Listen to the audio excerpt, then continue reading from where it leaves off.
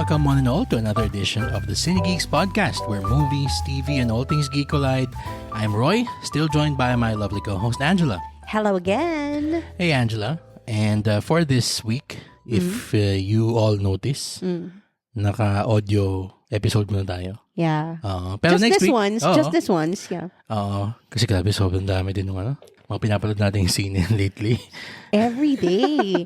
Grabe. Since March started, actually. That is true. Pero next week, babalik tayo to video. Papamiss muna kami for That's a week. True. Yep. For today's episode, we will be talking about a bunch of new releases that are already out this weekend. First being In Thy Name, directed by Cesar Soriano and Rocket Ruiz, written by Ruiz alongside Abet Raz and Joji Magbitang, starring Makoy De Leon, Mon Confiado, JC De Vera, and Aya Fernandez. The Day the Earth Blew Up, a Looney Tunes movie, directed by Pete Braungart.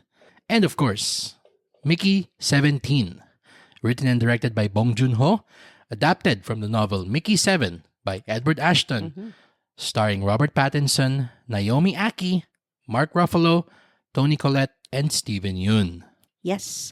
But before we continue, we'd like to remind everyone who hasn't done so to follow our pod wherever you listen to podcasts like Spotify, Apple Podcasts, and YouTube. And don't forget to follow us on Instagram, Facebook, TikTok, Threads, Letterboxd, X, formerly known as Twitter, and Blue Sky, so you can join in on the fun. Also, visit our website, www.cinegeekspod.com, for the latest in movie and TV news and reviews. And of course, as always, you can send in your questions, suggestions, and feedback to our email address, cinegeekspod@gmail.com. And by the way, please join us on our Facebook group called the Cinegeeks PHHQ. There you can interact with us and with your fellow Cinegeeks. All right. So with all of that out of the way, let's go ahead and talk about our first film for this episode, In Thy Name.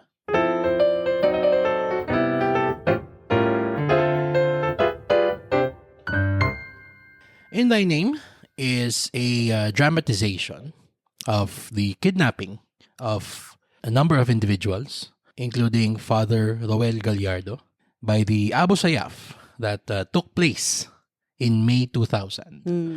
So, as the aforementioned cast list reveals, part ng movie, si Makoy De Leon as Father Roel Gallardo. Yes. Yan. And we have Mon Confiado as Abu Sabaya, JC De Vera as Gaddafi Janjalani.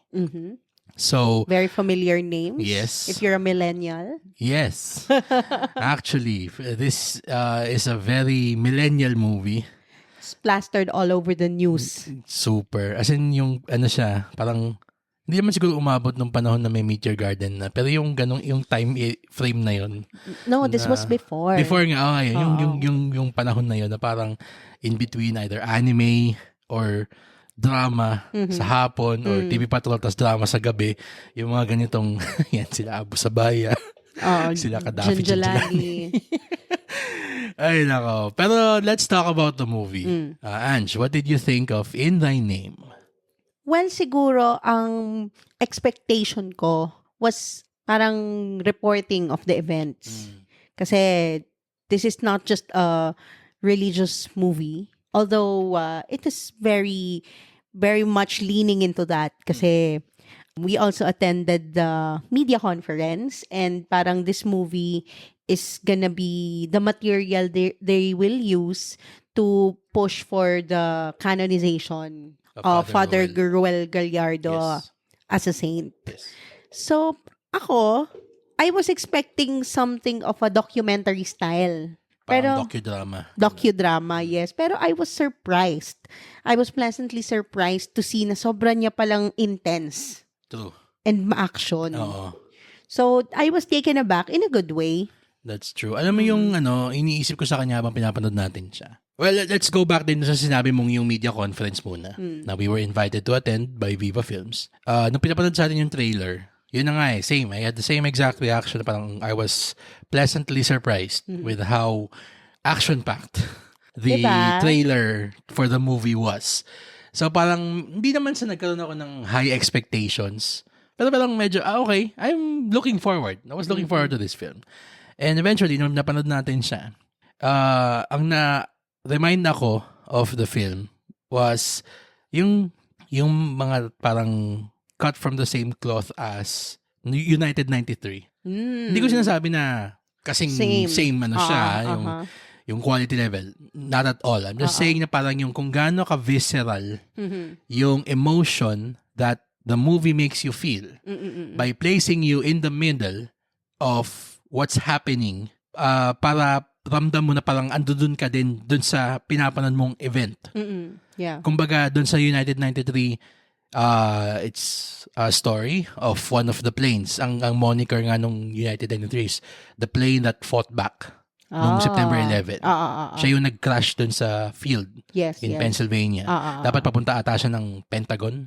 Yun yung sa Pentagon yata. Yun dapat. Pero yung itong dito sa In Thy Name na you are in the middle of the abduction of these group of teachers, students, yung mga iba nga parang innocent bystanders lang. And of course, yung itong si Father Rowell. Ngayon, you also touched upon na this is parang what's being used para i-push na maging saint si Father Gallardo. By the Claretian School. By the Claret priests. Sa akin lang, medyo nakulangan ako doon sa yung sa sine niya pagiging kwento ni Father Rowell. If it's gonna be used as the material talaga to submit him to be for consideration. Or to parang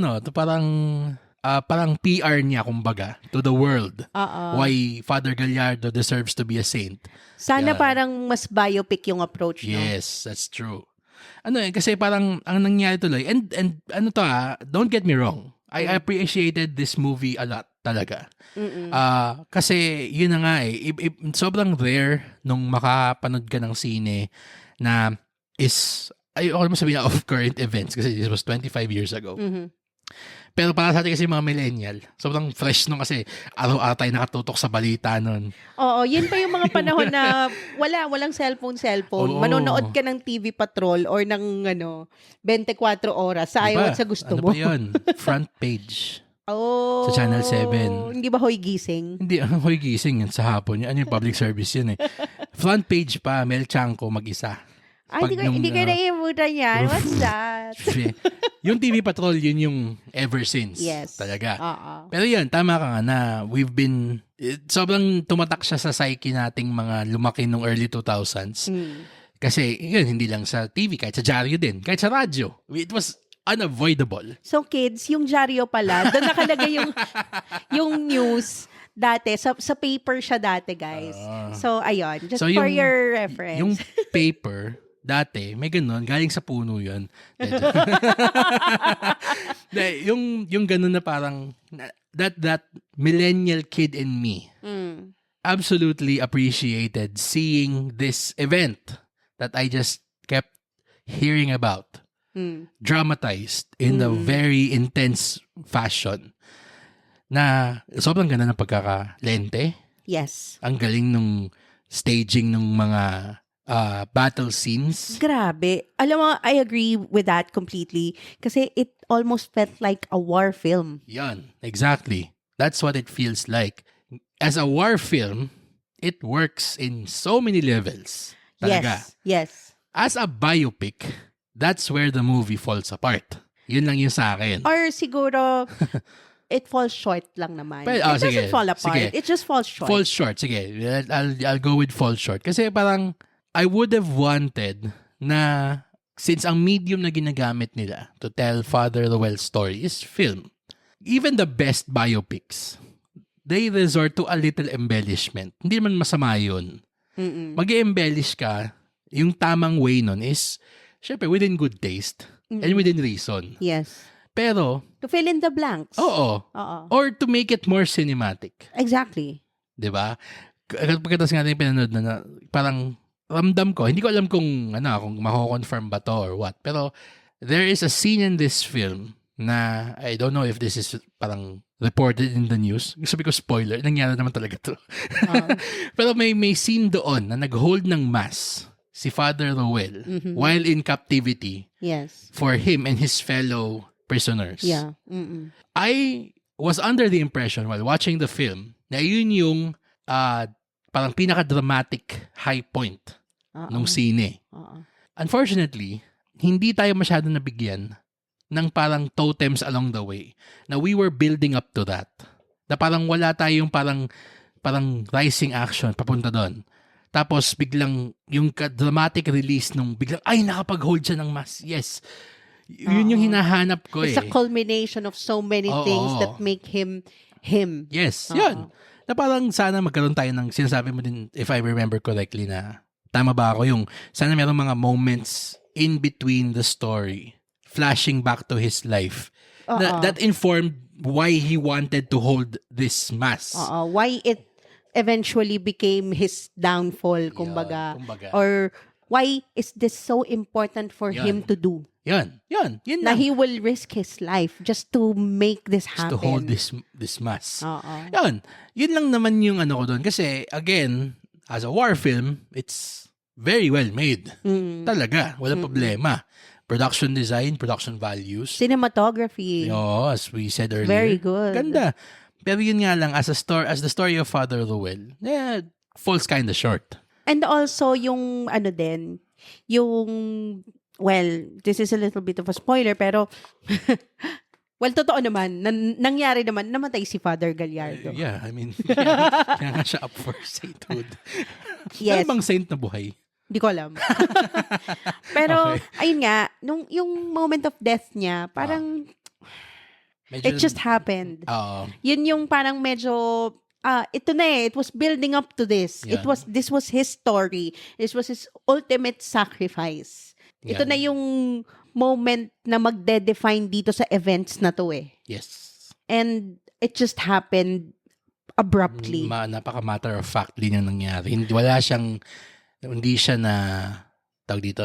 na highlight or parang at least moment, hindi siya naging moment all caps in the movie. Parang there was no catharsis there. True. Kahit na, yun nga yung you were saying about embellishment, meron namang parang konting creative license to actually frame that in such a way na, alam mo yon, it serves the story. Doesn't mean you're lying. That's true. Pero, yun nga parang it's still a movie. So, it has to be satisfying for the viewer and also, laki na nung emotional build-up We need that release. Tama. Again, by no means is this a bad film. Oh, it's not. It's not. It's with one of the most well-made, actually. And the performances din. Ayun, hindi pa natin nasisimulan yung sa performances pa pala. Makoy De Leon is a revelation. Oh, he for was. me. Kasi talagang parang, alam kong lumalabas siya sa TV. Again, as a villain, actually. I don't watch TV. Pero, seeing him here, parang, wow, okay, this guy's good. More of this kind of roles for him.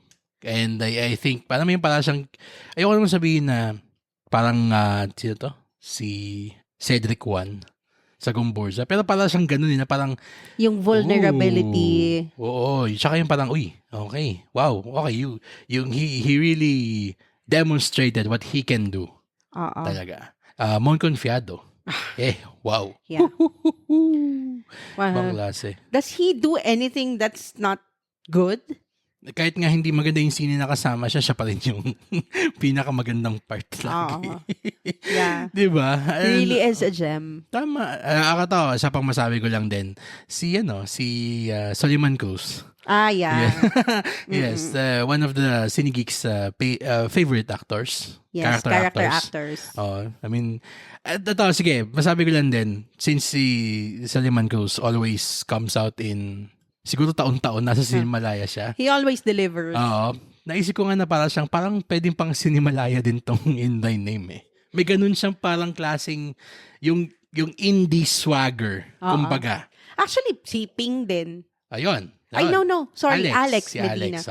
And si Pen. Pen Medina In a also. very, very short, but memorable cameo, I guess. Si ano din, Sino pa? yung isang sa mga Abu Sayyaf na gunman, yung bata, yung nandun sa duyan ng Magiting. Ay, oo nga. Wait. Siya yung bata dun sa MTRCB. Hindi, Yung basta. Kasama mga magulang nyo. Oo. Nga pala, akala ko sino. Wait. Si Yun. Dylan Ray. Yan. Si Abu Hassan. Ano din siya, Cinemalaya favorite din. Oo. Yan. Feeling ko nga mapapanood natin siya dun sa scene ni Dustin. Pagdating na sa Cinemalaya ulit. Anyway, yun. I mean, ayun. Gold Asiron pa pala. Sobrang, alam mo yung, this movie has an embarrassment of riches in terms of acting. Ito lang wala akong masabi sa kanya in terms of yung as a movie, how it's made, how it's acted. Talagang parang bilang kwento ni Father Gallardo. Just, parang, more please. More of him pa. Yes. Yun. Ikaw, anything to add? Before Although, we, I like naman how they depicted the conflict ng Abu Sayyaf and yung mga prisoners na this has nothing to do with, Christianity and Islam. Muslims, It was clear naman na talagang these are extremists and they do not speak for the whole Islam community there in Mindanao. That's true. That was very sensitive and napaka-considerate naman ni Direk for actually putting a focus on that na this is not a fight between Christians and Muslims. Oh. And after the screening, nakausap natin si Direk Cesar. And sinabi niya na yung kaya ganun ka, I guess tama ka sabi mong term, sensitive yung handling niya. The conflict was because he was also abducted by the Abu Sayyaf in 94. Tama ba? Yes, if I remember correctly. Oo. And yung siguro meron siyang first-hand experience meron siyang first-hand experience doon sa kung gaano hindi na represented ng Abu Sayyaf yung Islam Hindi, yun nga, it's just extremism. It's just people just being evil. Yun lang. True. Hindi siya parang may pinaglalaban na religious cause Or rights. Or rights, yeah. So, I guess that's it for In Thy Name. And for this movie, we're gonna be giving it a solid B. Yeah. Still worthy of your time if you're into movies like this. Yan. All right. Let's now go over to the next film in this episode. The Day the Earth Blew Up, a Looney Tunes movie.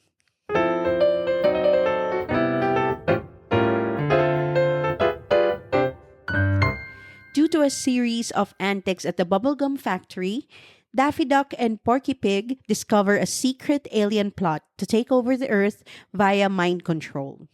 The duo must work together to stop the aliens with a little help from Petunia Pig while trying to avoid driving each other insane. Sounds family.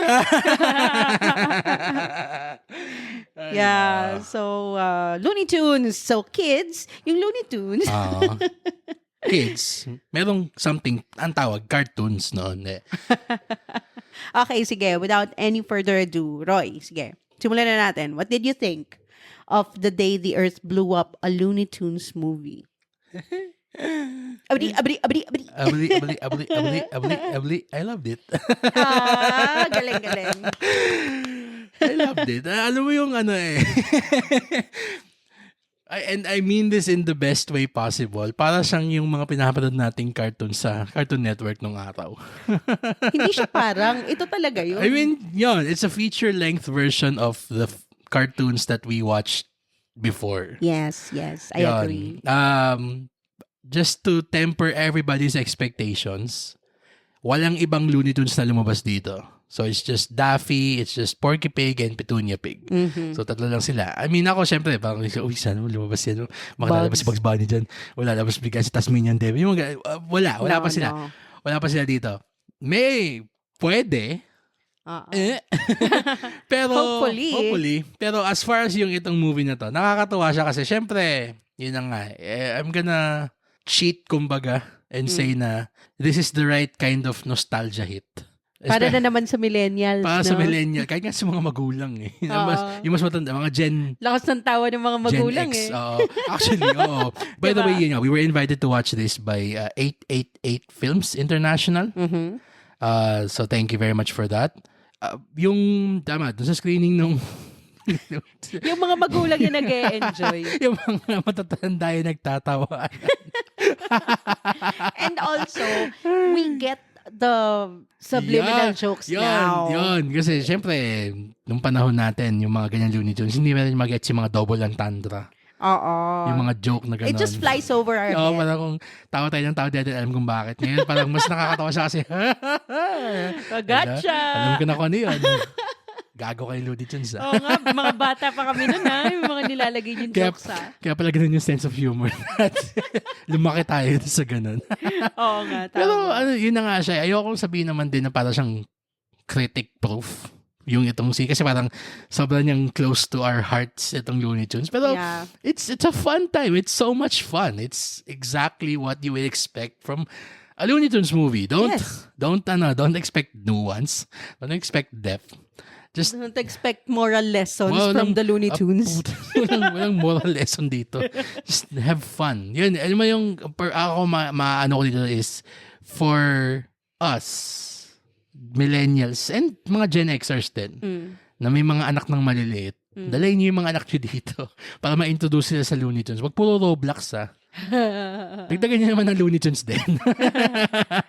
Ikaw, sorry. This is like a pillar of our childhood eh. Oo. Pero, yun nga, isa sa notice ko actually, hindi siya digital animation. I know. No? This was hand-drawn. Hand-drawn. Yun, Yes. yun yung parang hallmark I know. ng animation na kinagisnan natin. It's always hand-drawn. And kita mo, kasi hindi siya perfect. Yes. The opening of the mouths, it's not CGI. Yes, CG.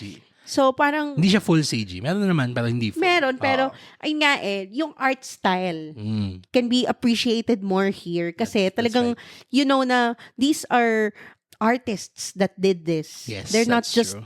computer animation. Oo. Yon. So, doon ako na-amazed na parang, oh my God, yung pagkabata natin, we have been watching hand-drawn animation. Yeah. Oo.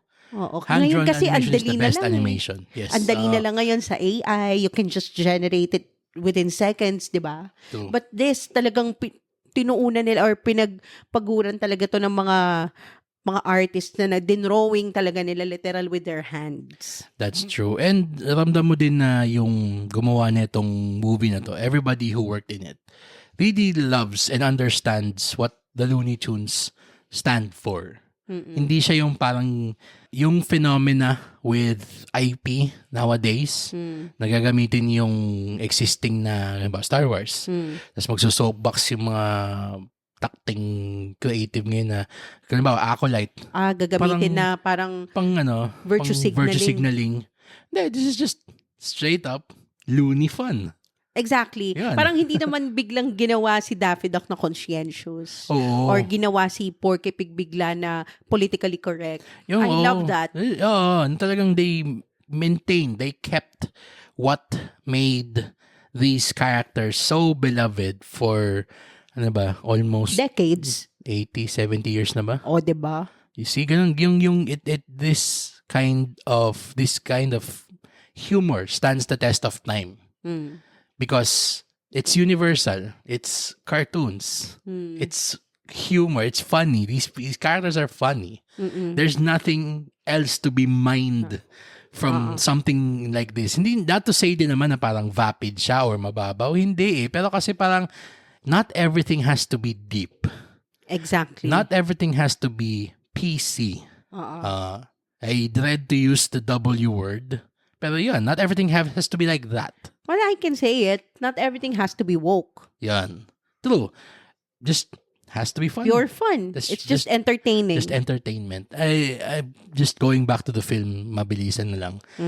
Nakakatuwa kasi yung parang ginagamit niyang humor. Kung noon parang may mga dawalan tandra, slapstick, ganyan. Eto dito sa the Day the Earth Blew Up. Marami niyang meta humor. Alam nilang self-aware. alam nilang cartoon sila. Yun natutuwa ako dun eh. Yun din yung isang alam ng yung biggest pillar of humor nitong Looney Tunes eh. Na wala sa kina Mickey Mouse eh. Sa Looney Tunes kasi alam nilang cartoons sila. Yeah. Yon. And they're poking fun at the fact that they're cartoons. May isang moment dito na parang yung na kailangan nila mag-raise ng funds. Oo. Tapos yung nagkaroon ng montage nung parang mag-artista na lang daw ba sila? Mag-influencer na lang. Mag-influencer sila. Tapos yung may parang may box sa labas ng bahay nila. Nakatulad nung yung That's All Folks. Yung ganun, nakakatuwa yung ganung mga touches nila sa humor. Yun. Ikaw, anything else ba? Kailan si Bugs Bunny? Abali. May post-credit scene to. So don't leave just yet. Wag kayong aalis agad. Hinting probably. Hopefully. Hopefully. If this performs well. Oo, sana. Ikaw, anong magbibigay mong rating dito? For this, I'm gonna give it a rating of B+. Same. Sige, I'll give it a B+. It doesn't punch above its weight. It's exactly what we expected. Nor does it try to be more than what it is. It knows exactly what it is and does it well. Yes. Yan. Which is just sometimes that's enough. Oo, just become fun. Yun lang. And remind us of our childhood. Tama. Oo. Tsaka parang sa mga hindi ko ma-picture pa rin. May mga kaedad tayo na may mga anak na. Wow, grabe bata. yung mga kaedad namin na may anak na, dalhin niyo to. Pangaralan niyo ng Looney Tunes yan. Kailangan lumaki yan na kilala niyan si Bugs Bunny at si Daffy Duck. Meron tayong 4 na Sylvester. Tasmanian Devil nga itong mga Kasi sa feeling niya Tweety Bird siya. Nanonood sila lagi ng Tweety Birds sa window. Sa bintana, tama. Okay, sige. Eto na. Let's now move on to the final film for this episode, the much anticipated Mickey 17.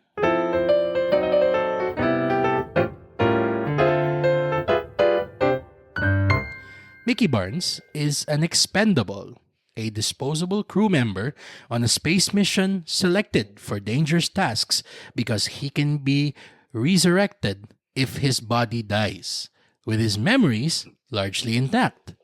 However, one regeneration goes horribly wrong. Whoa. Hindi to horror. It's not a horror film. Ayun ako. Ange, what did you think of Mickey 17? Syempre, mataas ang expectation ko dito as a Agree. Bong Joon-ho fan. Yes. Remember? The origin of Stratospheric. this channel or of this platform. Tama. It all started with Parasite. Nagtry tayong mag-podcast once upon a time. Tapos sinabot tayo ng 3 oras. Tapos hindi natin alam kung paano i-edit. Kaya sige, bahala na eh. Mas mahaba pa dun sa movie. Mas mahaba pa sa sine yung podcast. sorry, go. Continue. Well, I did not read the book. Same. Pero, yeah. Yeah. Yeah. Sige, ako na naman ako. Sige, ako. Tama ka sa sinabi mo. Dun sa ya? Yeah. Sa ya. Yun nga, we have very, very high expectations for the next Bong Joon-ho film. Especially since the last one, again, is the aforementioned Best Picture, Academy Palme Award d'Or. winning, Palme d'Or winning film, Parasite. And, I mean, Bong Joon-ho is one of our personal favorite filmmakers. Yes. I mean, we have a freaking book. May coffee table book tayo sa bahay Yes, with about this face on it. na lahat ng mga scene niya. Kahit yung mga short film niya. Meron siyang isang short film, pinapanood ko sa isang movie. Ay, oo. Favorite ko yun. Ako din. I love, alam mo yung grabe lang yun, wala pang 30 minutes. Pero nakapagpasok siya ng sobrang knee-slapping humor. Oo. Tapos yung gut punch Gut punch niya sa nung dulo, political grabe. statement niya sa dulo. Parang, oh, yes, Bong Joon-ho, woo! Yes. Yeah! Yun ganun. Yun This is what film should be. Tama. Tapos, may mga iba naman siya mga sine na wala naman masyado sigurong overt political statement. Kasi lagi namang meron eh. May mga iba more obvious than others. Yes. Like, let's say, yung The Host. Or Okja. Hindi. Yung The Host muna, yun yung parang hindi masyadong obvious yung political allegory niya. Yes. True. Yun. kung talagang hinahanap mo, makikita mo siya. Pero you can treat it as a monster movie. Yes. It's plain and simple. Oo. Yung sa Okja naman, yun yung talagang, yes. Kumbaga ano siya, politics. Pig politics, the movie. Pak, ganun siya bigla. Yan. Kakasamgyupsa lang natin kanina no? Biglang Okja na usama natin. Anyway, yung ganon. Kaya sobrang galing ni Bong Joon-ho. Dito, sa Mickey 17, masasabi ko, sobrang galing ni Robert Pattinson. Yes. Yan, okay? Sobrang yung eye ni Bong Joon-ho in directing everybody, especially Pattinson, doon kita mo yung kung paano yung signature, his fingerprints is all over the film. Syempre, merong konting concessions, kumbaga, for the Hollywood system. Yun, kasi ito yung, if I'm not mistaken, his first parang talagang big Hollywood studio system film since Okja. Or Snowpiercer. Hindi ba Snowpiercer? Alam ko Snowpiercer yung una niyang English. Pero kasi yung Snowpiercer kasi parang may sort of indie-ish siya eh. Sa bagay. Yun eh. Ito kasi parang it's a Warner Brothers thing. So alam mong meron siyang big budget. Alam mong meron siyang mga quote-unquote boss amo na kailangang pasayahin sa ginagawa niya. Pero in spite of that, you can still see the Bong Joon-ho fingerprints on screen, which is something that I appreciated. Yun yung kinakatakot ko eh. Nung papanoorin pa lang natin to, mawalan siya ng voice. Shit, mawalan siya ng pangil. Hindi, his voice is as potent as ever. Talaga. Going back to the actors, Mark Ruffalo seems Toni to be... Collette din, no? The both of them seem to be having the time of their lives. They were enjoying. Yes, hamming it up. Ham. Saucing it up. And Naomi Aki, continuing her great work mula sa Blink Twice. Ay, did you know na she shot pala Blink Twice and Mickey 17 side by side? Ay, nakita ko yan. Yung interview niya sa Letterboxd ba yan? Na parang sabi niya na sobrang nahirapan siyang mag-compartmentalize na, shit, asa na ba akong sine? I mean, yeah, that can do a number on her talaga. That's true. Parehas pang parang medyo thought-provoking. Oo.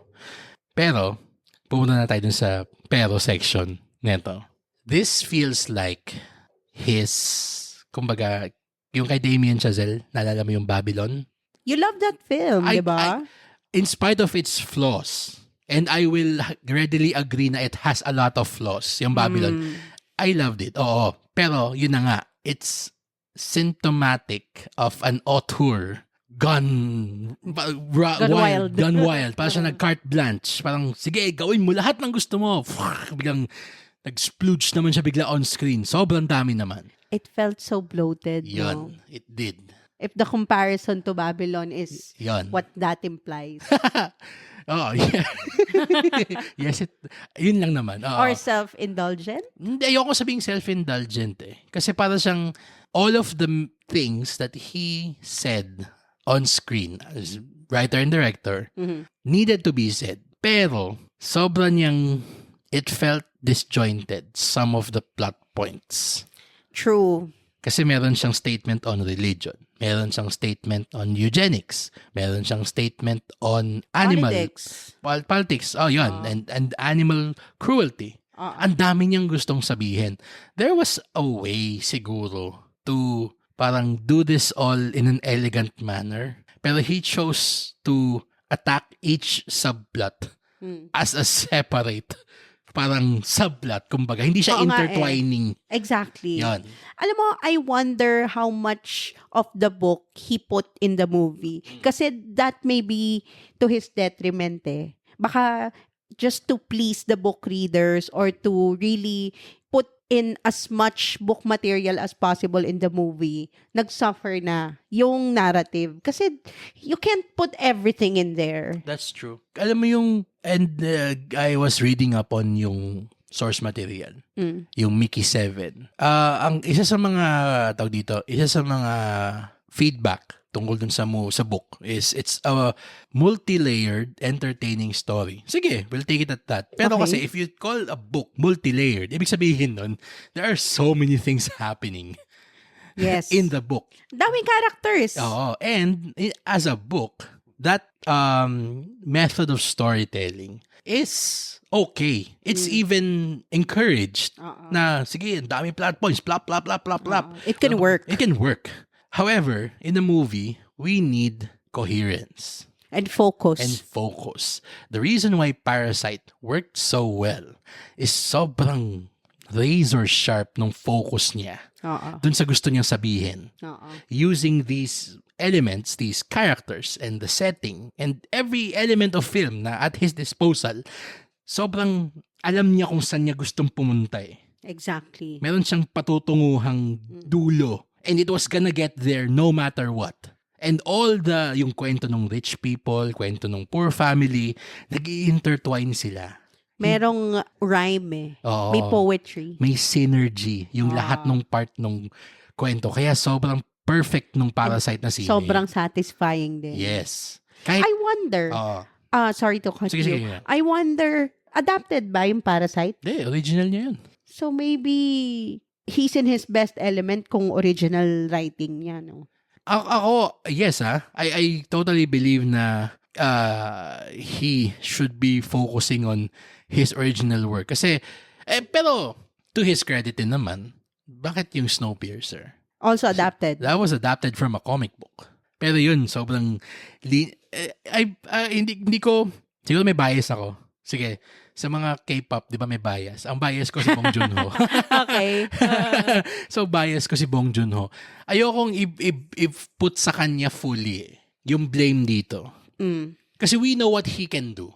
Yes. We know what he's capable of. Oo naman. I mean, Diyos ko Mariosep. Tinan mo naman, ito, he only has 8 films to his name. Pero my God, those are 8 of the best films you can ever watch. I mean, kung meron ka lang 8 films na pwedeng panoorin sa buong buhay mo, eto, kasama to Mickey 17, sama mo siya. Panoorin mo na lang yung filmography ni Bong Joon-ho. Para sa ito sa tama ko, hindi Mickey 17. Sorry.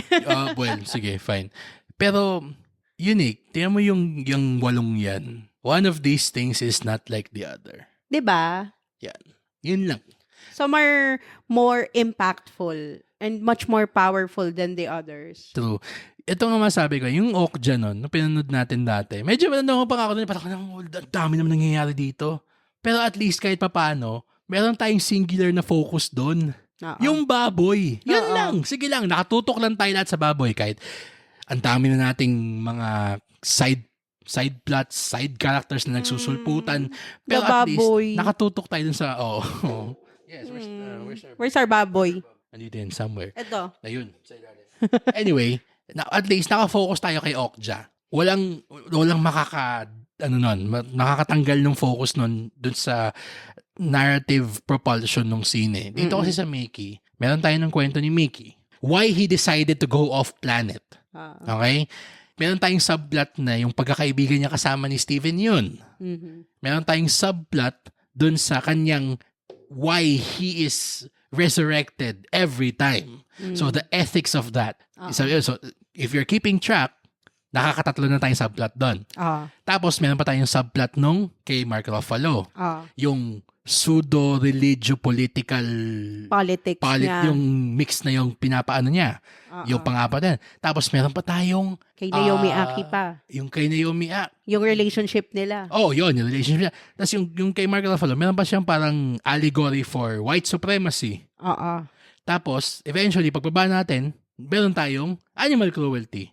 That's 7. And meron pa nga well, a sub-category ng animal cruelty is animal testing. Parang ganun. 8. We have 8 subplots all running at the same time. And if you look at it from the grand scheme of things nga, kahit yung xenophobia, meron pang ganun. Meron pang ganun. Ano mo yung, sorry, I love Steven yun, but his character had to go. Yeah. Wala siyang naidagdag dun sa alam mo kung paano lang siya, yung ano na niyan, he was just in it para lang. Nexus being siya. Diba? Diba dapat siya si Sentry? Sa Thunderbolts dapat. Well. Andun lang siya sa sine para lang meron silang bubugbugin para makuha yung baril dun sa ending nito. Yun lang. Which is weird. That was it. Pero ang dami niyang screen time, tas ang dami niyang, may mga plot lines nga siya na hindi naman masyadong rewarded. That is true. Ayoko, yun nga, it feels so bad talking about a Bong Joon-ho film in this manner. Pero kasi I para agree. siyang, you have to learn to call out the things you love for it to be better. I mean, alam ko naman na hindi makakaabot kay Bong Joon-ho tong pinagsasabi natin. Pero alam mo yung parang maganda na dapat merong perspective na if you love something or you appreciate it so much, yun yung isang bagay sa buhay mo na hindi mo pwedeng tignan with rose-colored glasses. Oo. Yan. Kasi it's true na Bong Joon-ho is one of our favorites. He's at the top. Oo. Pero, alam mo yun, we don't just blindly worship everything he does. Yes. And ito nga, this movie has a lot of flaws and we can see through all the mistakes and that's okay. Yeah. Hindi porket nakikita natin siya as a prolific director does not mean that he can't make mistakes or that he can never do wrong.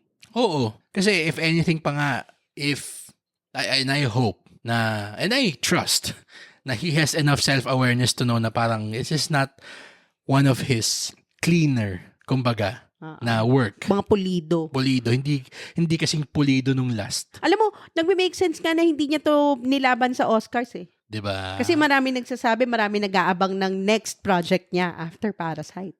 Kailan pa to dapat? Alam ko dapat na to eh. Parang Within last year. the Oscar season. Di ba dapat last year pa to lumabas? Oo. Delayed siya. Dinelay siya. Oo, ayun. Kita na natin yung release date. Originally released on March 29, 2024. Yan. Isang taon halos. But was taken off due to SAG. Okay. Scheduled for release January 31st, 2025. So dapat pa, pero yun nga, magiging dapat right smack dab siya in Oscar season, kumbaga. Oo. Pero, sorry. This is not, He was right not to. this is not his best work, Oo. kumbaga. And We that's, love Bong Joon-ho. Yes. That's coming from us. Oo. Yung social commentary niya is as sharp as ever. Wala akong problema doon. Just too many. Ang dami niyang, parang, uy, focus tayo. Relax. Oo. This is not your last movie. Pwede ba tayong gumawa ng isa pang sine pa? Kung gusto mo mag-focus sa xenophobia, di gumawa ka ng sine na, na solo lang yun. Gusto mong gumawa ng animal cruelty yun, di ba may okja ka na? Eugenics. Kung eugenics lang, I hope nga, doon na lang siya nag-focus eh. Yun na nga, isa na nga nag-focus siya dun sa yung ethical conundrum ng existence ni Mickey 17 and ni 18. Mickey 18. Yes. Oo. I wish doon tayo nag-focus sa duality din. Na what does it mean, yung consciousness, if it's split into two. Parang, who is Mickey, really? Oo. Ano nga kasi, eto, sige, last point ko na lang to baka maging mapahaba pa tayo. Yung si 17 at saka si 18 reminded me a lot of yung episode sa Star Trek, the original series. Yung, The Enemy Within. Na nagkaroon ng transporter accident si Kirk. Tapos nahiwalay siya. Yes. Tapos nagkaroon nung parang Kirk na, nagkaroon siya ng evil twin. Pero hindi siya yung evil twin na cliche sa kwento. Yung evil twin niya na parang yung lahat nung gaspang, yung toxicity ni Kirk, nawala sa kanya. Naging isang complete person yun mag-isa. Ang ending, yung good Kirk naman, good nga siya, pero napaka-docile naman niya, napaka-wimp naman niya. Wala siyang survival instinct. Yun, wala siyang survival instinct. So parang ang lumalabas na, yun, si 17, para siyang ganun. Siya yung medyo mapait, siya yung parang, sige, go with the flow tayo. Tapos nung ginawa si 18, siya yung sobrang garapal naman na gaspang ugali. Both are part of him. Yes. Parehas essential. That's true. So yun yung lesson dapat sana. So sa akin, nag-focus na lang siya dun.